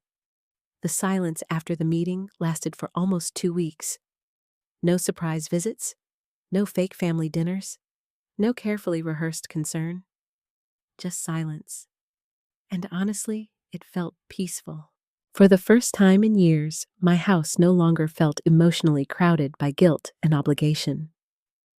I woke up without anxiety twisting inside my chest. I drank coffee slowly by the kitchen window. I started reading again. Gardening catalogs piled across my table while soft jazz played through the house in the evenings. Little by little, life stopped feeling like survival. It started feeling like mine. But healing is a strange thing. Sometimes peace arrives quietly. Other times it arrives carrying grief behind it. One snowy afternoon, Grace came over after class carrying takeout containers and wearing oversized hospital scrubs beneath her winter coat. "You forgot to eat lunch again, didn't you?" she asked immediately. I laughed softly. "Maybe." She shook her head dramatically while unpacking soup and sandwiches in my kitchen. "You're impossible." The warmth in her voice reminded me so much of Thomas that my chest ached unexpectedly. Grace noticed immediately. What I smiled faintly. "You sound like your grandfather?" That made her smile too. I'll take that as a compliment. We ate together at the kitchen table while snow drifted softly outside the windows. Simple, peaceful, real. No hidden motives. No emotional negotiations. Just two people sharing lunch. After a while, Grace set down her spoon carefully. Mom's still furious. I sighed quietly. I figured. She says you humiliated the family. Interesting. Not the family hurt you. Not the family failed you. No. I was the humiliation because I finally stopped accepting mistreatment silently. Grace looked down at her soup. I didn't want any of this. I know. I mean it, Grandma. Her voice trembled slightly. I never cared about the money. I know that too. Tears suddenly filled her eyes. Then why me? That question lingered softly between us. I looked at my granddaughter carefully. Grace had Thomas's kindness, that same gentle way of making people feel safe without trying. "You know what your grandfather used to say?" She shook her head. "He used to say character reveals itself most clearly when nobody's watching."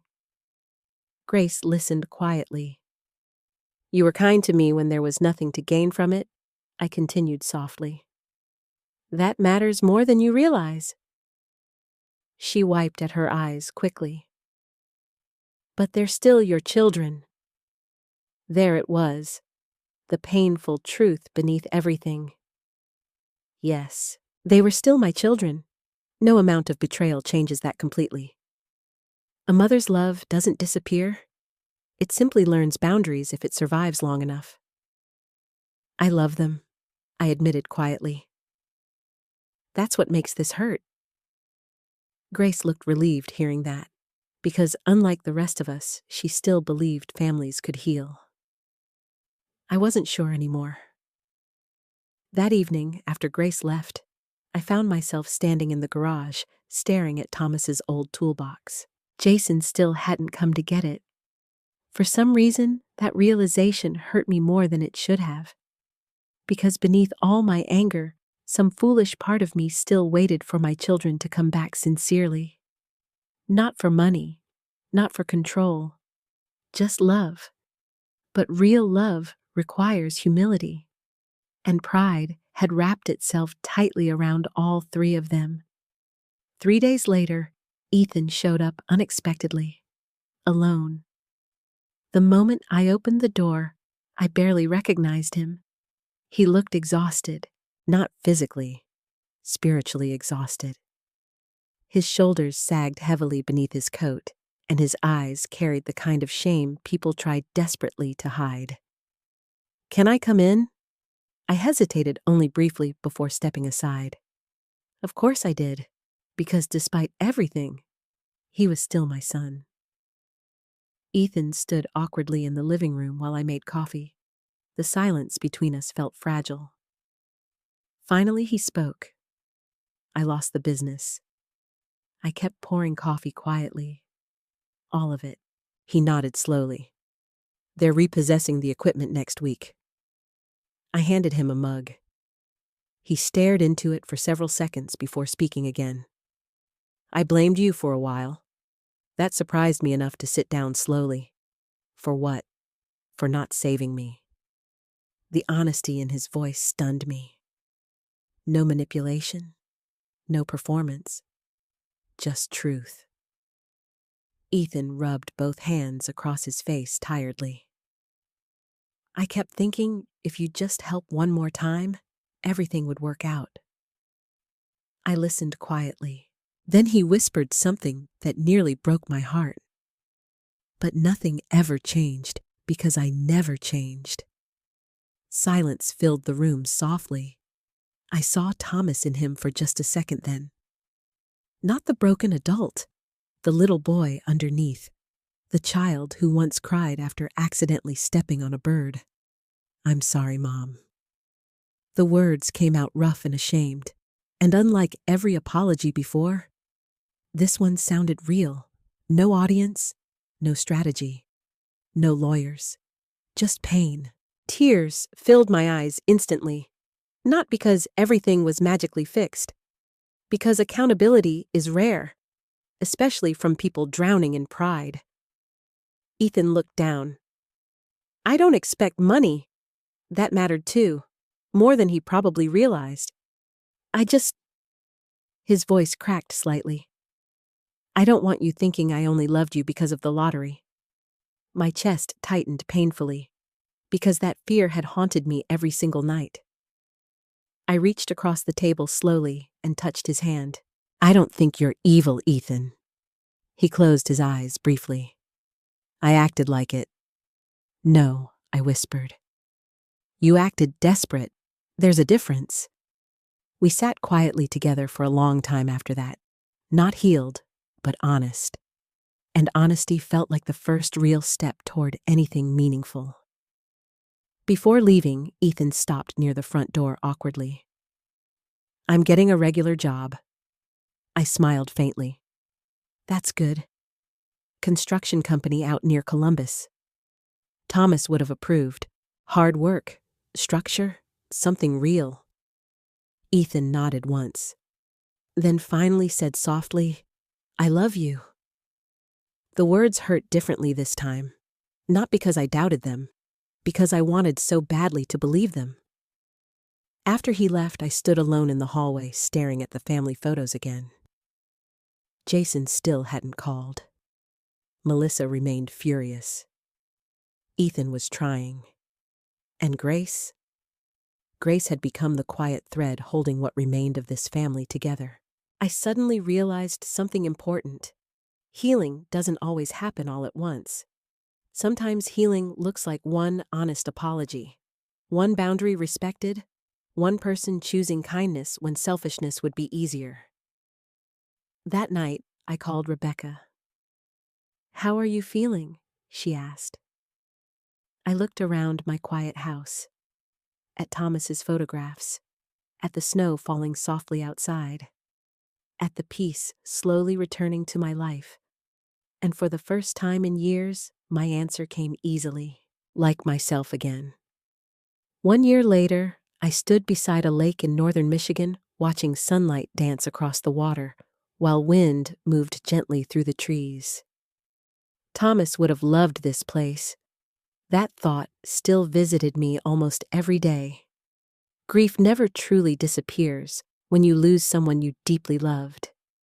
It simply becomes softer around the edges, less like drowning, more like carrying an invisible photograph inside your chest. I pulled my coat tighter around me and smiled toward the water. A year earlier, I thought winning the lottery would either save my family or destroy it. In truth, it did neither. It revealed us. That was all. The Thomas Harris Foundation had grown faster than any of us expected. What started as a scholarship fund now supported widows returning to school, older women rebuilding financially after divorce or abuse, and students pursuing nursing degrees across Ohio and Michigan. Grace helped oversee much of the outreach work now, and every time I watched her speak with people, I felt proud in a way money could never buy. She graduated nursing school in May. I cried harder at her graduation than I had at any family event in years. Not because she became successful, because she became good, and goodness is becoming rare. My life looked very different now, too. Not extravagant. That surprised people sometimes. I never bought a mansion, never purchased yachts or private jets or anything flashy. Instead, I renovated the old kitchen Thomas built decades ago, carefully preserving the shelves he made with his own hands. I traveled occasionally, read books beside lakes, took art classes, donated quietly, learned how to rest without apologizing for it. Most importantly, I stopped begging people to love me correctly. That changed everything. Jason and Melissa still struggled with that lesson, especially Jason.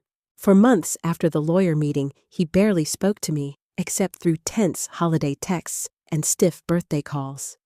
Pride can become its own prison if someone lives inside it too long. But slowly, even he began changing. Not dramatically.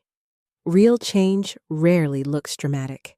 It looks uncomfortable, slow, humbling. About 6 months after everything happened, Jason showed up at my house carrying a cardboard box. No expensive suit, no rehearsed charm, just quiet exhaustion. "I found these in my garage," he said awkwardly. Inside the box were old family photo albums and Thomas's fishing hat. Things Jason had borrowed years earlier and forgotten to return. He stood in my kitchen afterward, staring down at the floor. "I was angry at you." I nodded gently. "I know. But really..." He swallowed hard. I was embarrassed. That surprised me. For what? Jason laughed bitterly. For becoming the kind of man who saw his mother as an opportunity. The honesty hurt, because it mattered. Not enough to erase everything, but enough to begin rebuilding something smaller and more truthful. Melissa took longer. Pride wrapped itself tightly around her identity for years. Appearances mattered deeply to her. Being publicly denied financial control humiliated her in ways she struggled to forgive. But life has a way of humbling all of us eventually. Her marriage began falling apart that summer. Her husband lost his job, debts piled up, and suddenly Melissa faced instability she could no longer hide behind designer handbags and perfect social media captions. One rainy evening, she arrived at my house crying harder than I'd seen since she was 16 years old. Not crying about money, about loneliness. "I don't know who I am anymore," she whispered at my kitchen table. And strangely enough, I understood exactly what she meant, because I had once built my entire identity around being needed too. That's the danger of giving your whole self away. Eventually, you forget what remains when nobody is taking from you. Melissa and I weren't magically healed after that night. But we became honest, and honesty is more valuable than fake closeness. As for Ethan, he changed the most. Rock bottom finally forced him into reality. The construction job near Columbus became steady work, hard work, honest work. For the first time in years, he stopped asking everyone else to rescue him. One afternoon, he drove 3 hours just to help fix my backyard fence after a storm. No requests, no manipulation, no hidden motives, just labor.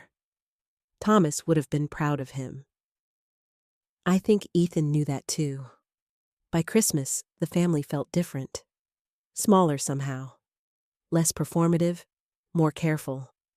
We still carried scars. Probably always would. But at least now we carried truth too.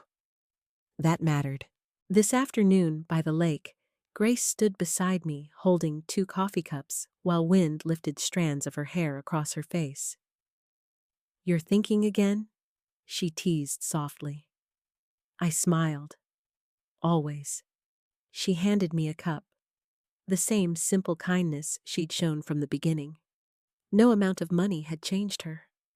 That remained the greatest gift of all. Across the lake, sunlight reflected in shimmering gold patterns across the water. Beautiful. Quiet. Peaceful.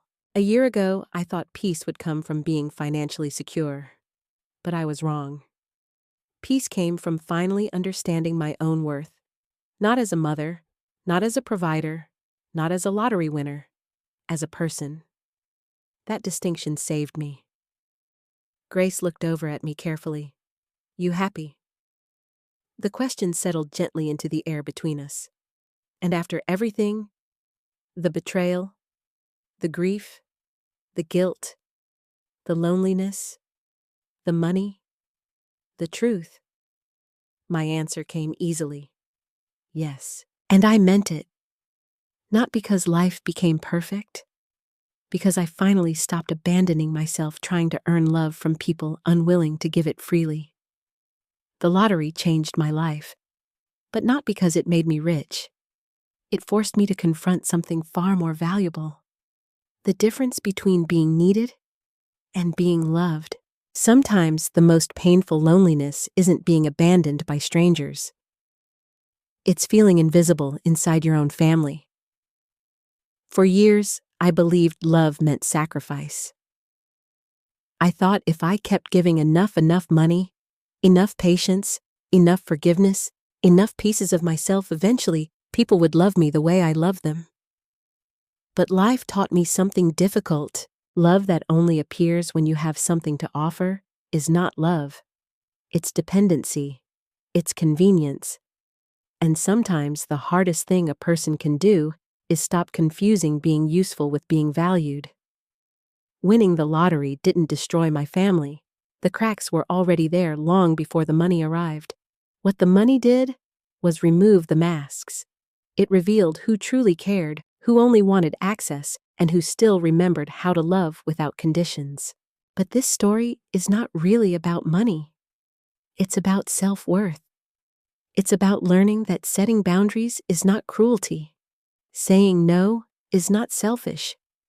Protecting your peace does not make you a bad mother, father, sister, or friend.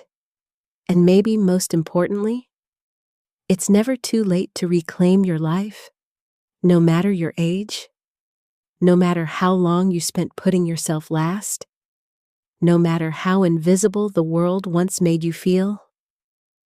There are still peaceful mornings waiting for you. Still honest people. Still healing. Still hope.